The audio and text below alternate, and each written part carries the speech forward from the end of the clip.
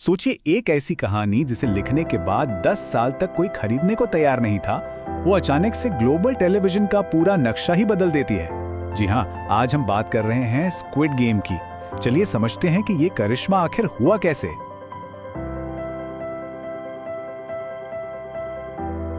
चलिए कुछ नंबर्स पर नजर डालते हैं जो दिमाग घुमा देंगे।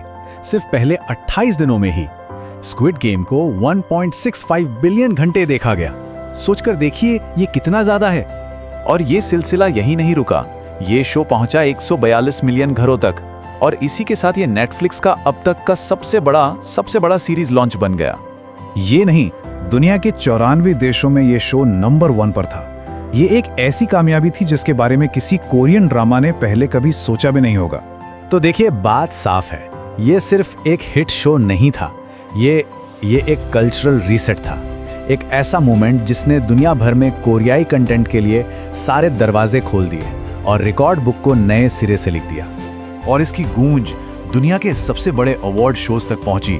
इसने सारी दीवारें तोड़ दी। सोचिए, एमीज में बेस्ट ड्रामा के लिए नॉमिनेट होने वाला ये पहला नॉन इंग्लिश शो बना और तो और सैग अवार्ड्स में जीत हासिल करके इसने इतिहास बना दिया। लेकिन सवाल यह है कि ये सब हुआ कैसे? क्या ये सिर्फ किस्मत थी? बिल्कुल नहीं, ये असल में एक परफेक्ट स्टॉर्म था। मतलब कई सारी चीजें एक साथ सही समय पर हुई। तो इस स्टॉर्म का पहला हिस्सा था नेटफ्लिक्स का ग्लोबल एम्बिशन। साल 2019 में नेटफ्लिक्स अमेरिका से बाहर अपना दायरा बहुत तेजी से बढ़ा रहा था। वो पूरे दुनिया में अगले बड़े हिट की तलाश में था। दूसरी वजह थी के वेव यानी कोरियन वेव का पीक पर होना। ये शो ठीक उस वक्त आया जब फिल्म पैरासाइट और बैंड बीटीएस की वजह से पूरी दुनिया में कोरियन कल्चर का डंका बज रहा था। और तीसरी और शायद सबसे अहम बात, शो का थीम। इसके क्रिएटर ह्वांग डोंग-ह्यक ने ये कहानी 2009 में अपने खुद के आर्थिक संघर्षों से जूझते हुए लिखी थी।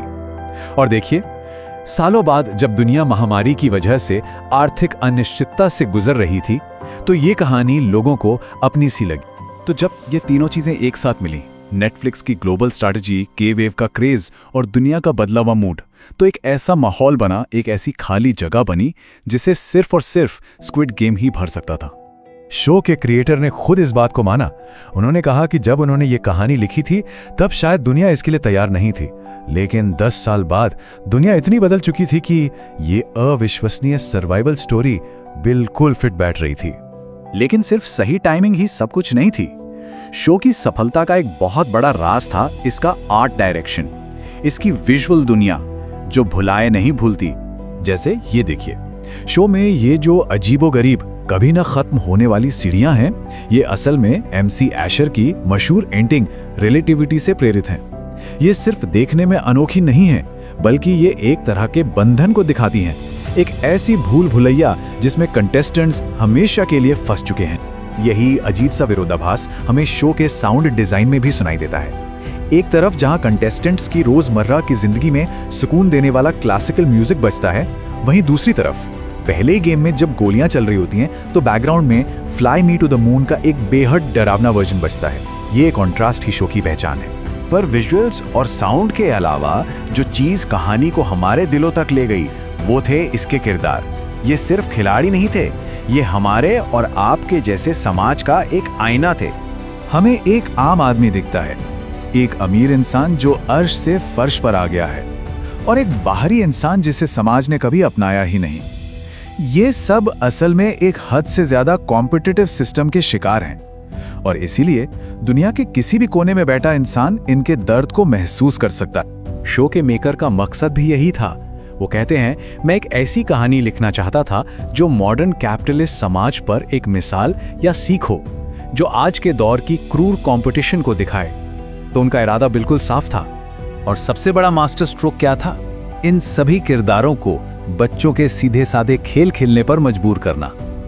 मासूमियत से भरे खेल जब जान लेने वाले बन जाते हैं, तो इससे जो भयानक आयरनी यानी विडंबना पैदा होती है, वो दर्शकों को अंदर तक हिला देती है।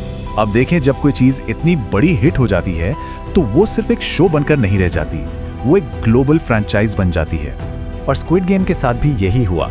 इसकी सफलता के बाद एक रियलिटी कंपटीशन आया, वीडियो गेम बने, और अब तो डेविड फिंचर जैसा बड़ा नाम इसका एक अमेरिकन स्पिन ऑफ भी बना रहा है। मतलब ये यूनिवर्स अब फैलता ही जा रहा है। तो आखिर में अगर हम इसकी सफलता का फॉर्मूला समझना चाहें तो वो क्या है? वो है एक सिंपल यूनिवर्सल आइडिया, बच्चों के जानलेवा खेल, जिसे एक बहुत ही असली और आज के समय से जुड़ी कहानी के साथ जोड़ा गया, जो आर्थिक संघर्ष की बात करती है। और ये हमें एक बहुत बड़े सवाल के साथ छोड़ जाता है। अगर एक ग्लोबल हिट का फॉर्मूला यही है, तो ये उन कहानियों के बारे में क्या कहता है जिन्हें देखने के लिए हम सब इतने बेताब हैं? इस अंधेरी कहानी की बेमिसाल कामयाबी शायद हमारे समय की बेचैनी और चिंताओं के बारे में एक गहरी सच्चाई बताती है।